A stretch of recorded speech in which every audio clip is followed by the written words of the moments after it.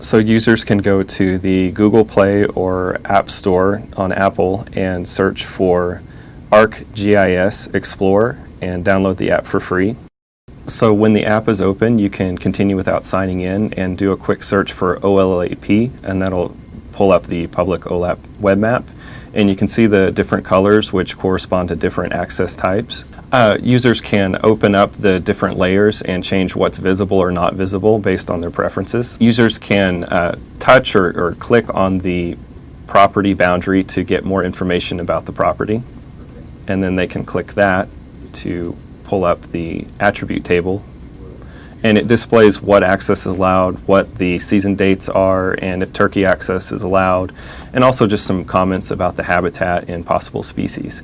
You can also get navigation by clicking on directions and going to Apple Maps or Google Maps. When you zoom in onto a property, there will be features that show up like this orange dot, which is a parking area. And to get more information, you can click the dot and it'll tell you what it's for.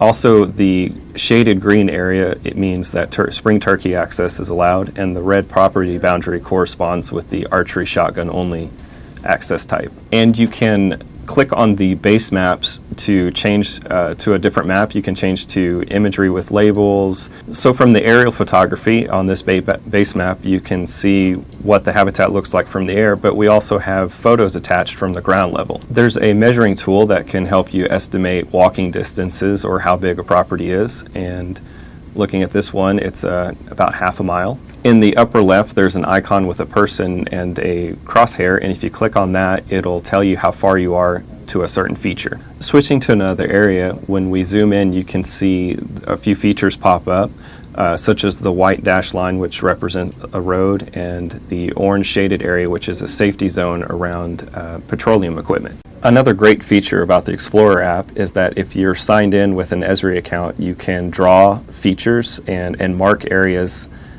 for later reference.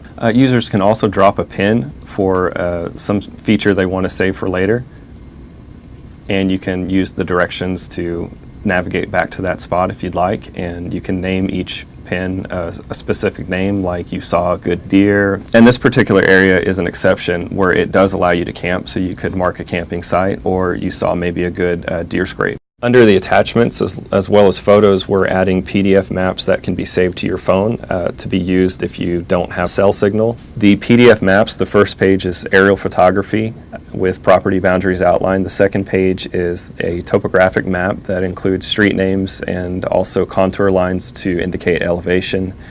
And the third page is primarily to help folks navigate to the property. There's a street view map, and there's also suggested directions from the nearest town or place of interest. And there's also area regulations on that third page. You can also view these maps on your desktop by going to wildlifedepartment.com, viewing the maps through the OLAP Map Director viewer under the Maps tab.